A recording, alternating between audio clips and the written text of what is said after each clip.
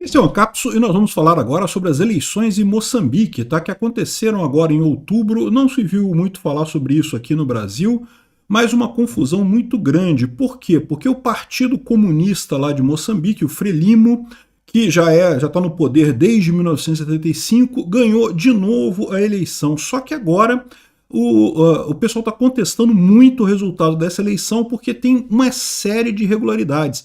Uma quantidade enorme de protestos estão acontecendo lá em Moçambique, inclusive agora o governo lá cortou a internet. Isso tudo a gente tem que prestar atenção, gente, porque é o que eu estou falando para vocês. Aqui no Brasil, em 2026, a gente vai ter problema, tá? Pode ter certeza que o Lula, desesperado, quando vê que vai perder a eleição de 2026, sabe-se lá qual é o limite desse pessoal. O pessoal da esquerda adora chamar a direita de golpista e coisa e tal, mas quem dá golpe de verdade, quem é autoritário de verdade, é a esquerda. A gente sabe disso. Essa notícia foi sugerida por Bitman, Peter, olha a eleição em Moçambique e várias outras pessoas. Obrigado aí ao pessoal que sugeriu notícias lá no nosso site, no visãolibertaria.com. E obrigado a você que está assistindo o nosso vídeo. Se você gosta do nosso conteúdo, por favor, deixe o seu like e se inscreva aqui no canal, né? Pois bem, aumentou o total de mortos nos protestos da eleição de Moçambique, né? Um grande número de protestos, o pessoal indo para a rua protestar contra a eleição, que mais uma vez deu a vitória para o Frelimo, que é o partido comunista lá de Moçambique, que é o partido que está no poder desde 75. Aqui, ó, tem uma descrição aqui na Wikipédia. A gente sabe que a Wikipédia não é uma coisa confiável, mas pelo menos ela dá a descrição do que aconteceu lá, né? Enfim, houve a eleição no dia 9 de outubro, então no dia 9 de outubro foi perto da época da eleição brasileira, né? A eleição brasileira foi no dia 7 de outubro, e nesse caso eles elegeram o presidente e 250 membros da Assembleia, ou seja, dos deputados de lá, e ganhou o Frelimo, de novo, né? O Daniel Chapo, que era o candidato do Frelimo, segundo o comitê eleitoral deles lá, teve 70% dos votos. Em segundo lugar ficou o Venâncio Mondlane, do Podemos. O Podemos é um partido novo lá que justamente está contestando esse Frelimo, que o Frelimo está no poder em Moçambique desde 1975, é um partido de orientação marxista, então é comunismo mesmo, é socialismo mesmo, né? Em 94, depois que teve uma guerra civil lá em Moçambique, houve um grande acordo em que o Frelimo decidiu que haveriam eleições. Então, desde 94, existem eleições em Moçambique. Só que as eleições sempre ganham o Frelimo, ou seja, toda eleição eles ganham. Então é aquele negócio de eleição em país comunista, né? Como muita gente está na folha de pagamento do Estado, os caras conseguem fraudar a eleição. É o que acontece na Rússia, é o que acontece na Coreia do Norte, é o que acontece lá em Moçambique também. É alguma coisa que eu não sei não, tá? Que parece que acontece em muitos lugares aqui do Brasil também, de ter tanta gente ganhando dinheiro com a eleição, que a eleição se torna uma coisa inválida, simplesmente não representa a vontade popular, né? E lá em Moçambique, embora já tenham havido várias situações em que o resultado da eleição foi contestado, que o pessoal criticou o resultado da eleição e coisa e tal, esse ano os protestos estão muito maiores. Por quê? Porque lá em Moçambique está acontecendo a mesma coisa que acontece aqui no Brasil, que acontece na Europa, que acontece nos Estados Unidos, que é justamente a questão de que as pessoas conversando entre si conseguem trocar informações, conseguem se atualizar da situação muito mais do que faziam antes, né? Antes você só tinha informação pelas grandes redes de televisão, grandes jornais e coisa e tal, e esse pessoal todo está na mão do governo, então, porque a televisão é uma concessão estatal, então o pessoal tem que obedecer ao governo, então no final das contas eles davam um jeito de abafar essa situação, né? Continuava o Frelimo ganhando todas as eleições lá em Moçambique, mas ninguém fazia nada, ficava todo mundo quieto. Esse ano, com essa eleição, está havendo uma grande quantidade de protestos, né? Então repara que esse aqui é o resultado oficial da eleição, tá? 70% para o cara do Frelimo, e não apenas isso, na Assembleia Legislativa, das 250 cadeiras de deputados que eles têm lá, o partido da Frelimo teria ficado com 195, ou seja, com a maioria absoluta, né? Quase todas as cadeiras de deputados são do Frelimo. Aí o Podemos ficou com 31 cadeiras e o Renamo, que é outro partido lá de oposição também, ficou com 20 cadeiras. Teve outras 4 que é do MDM, né? Então, ou seja, praticamente o Frelimo controla todo o parlamento, controla o executivo e já está no poder desde 75, então nessas alturas controla o judiciário também por lá. A velha situação que a gente está muito perto aqui no Brasil também de ter comunistas controlando a coisa toda, né? Bom, mas e aí? O que tem de contestação nessa história toda? O que indica que teria havido fraude nisso daí, né? Bom, o que o pessoal está alegando é que houve cerca de 900 mil eleitores fantasma. Se você pegar várias regiões lá de Moçambique, o número de pessoas com capacidade de votar, o número de votos que teve foi 900 mil a mais do que as pessoas com capacidade de votar nessas regiões. Então indicaria que teve aí votos que surgiram do nada. E o mais curioso dessa história, o comparecimento foi de só 48%, ou seja, muito pouca gente foi votar, porque você pode imaginar, uma eleição que o partido do governo ganha desde 1975, é uma eleição que meio que vai mudar o quê, né?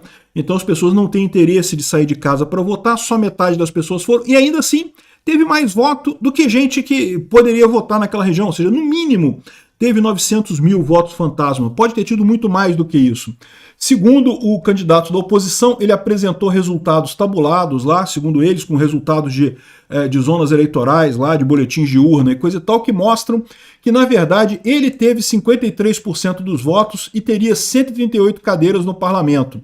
Então, ou seja, um resultado muito diferente do que foi apontado pelo partido que ganhou a eleição, que é o partido que controla o judiciário, que é o partido que controla o CNE deles lá, que é o órgão eleitoral, que é o TSE deles de lá, né?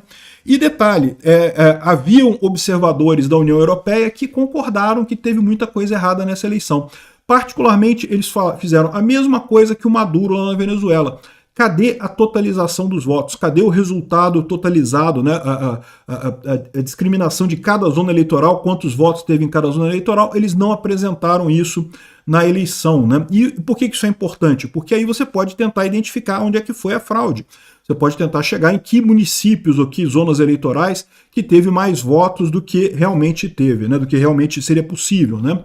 E o que indica claramente uma fraude nisso daí. Fizeram igual o Maduro, botaram um número final lá, o valor é esse, ninguém pode contestar, ninguém pode duvidar, ninguém pode questionar. Esse é o valor e tem que ficar isso daí mesmo, e eles ganharam com esse negócio todo aqui. Claramente, a eleição foi fraudada lá em Moçambique, está mais do que óbvio, situação muito similar com a lá da Venezuela, e de novo, similar até por esse aspecto também, tá? O Frelimo sempre fez esse tipo de fraude, mas como ele não tinha a informação descentralizada e distribuída para contestar essa informação, para levantar os dados e coisa e tal, ele conseguia com muita facilidade impor a votação dele, impor a eleição que ele queria, né? Só que dessa vez, com a informação descentralizada e distribuída, a coisa mudou de figura, as pessoas estão se organizando, tem um monte de protestos ali. Aqui, ó. A polícia dispersou uma outra demonstração com gás-pimenta e coisa e tal. Segundo diz aqui o Clube de Moçambique, seriam poucas pessoas, um grupo pequeno de pessoas que estava fazendo baderna e coisa e tal. Mas isso daqui é um grupo muito grande em muitos lugares, tá? Isso daqui é o pessoal que confrontou a polícia. O número de pessoas que realmente está contrário à eleição é muito grande, né? E o pior, aqui, ó, o Partido Podemos denuncia perseguição política, ou seja, começaram a prender a oposição.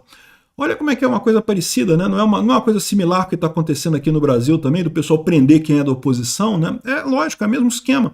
É comunista em tudo quanto é lugar, faz as coisas do mesmo jeito, né? Quer impor a vontade do mesmo jeito.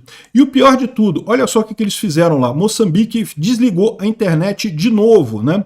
Então já teve alguns meses atrás um episódio em que o governo de Moçambique desligou a internet justamente por conta dos protestos contra essa eleição, e agora eles foram lá e desligaram a internet de novo. É o que eu estou falando para vocês, esse é o desespero da esquerda. E, mais uma vez, você pode achar assim, mas isso não vai dar em nada, porque né, o presidente está lá, está sentado na cadeira, né, diz ele que ganhou a eleição, quem é que vai tirar o cara de lá? Quem é que vai fazer um golpe para tirar o cara de lá? Mas eu já expliquei para vocês que a coisa não é tão simples assim. Governo nenhum no mundo governa apenas com o uso da força. Governar exclusivamente com o uso da força é muito caro, é muito difícil. E mais do que isso, dentro da própria estrutura que está no poder lá, começam a surgir os rachas. Porque lembra, quem realmente ameaça o poder nesse caso não é a população na rua. A população na rua está ali, está brigando, está com proteção, está fazendo o papel dela e coisa e tal, mas isso vai incentivar outras pessoas dentro da hierarquia socialista lá de tentar tomar o poder do cara que foi eleito lá, ou supostamente foi eleito, o cara que está com poder lá, né?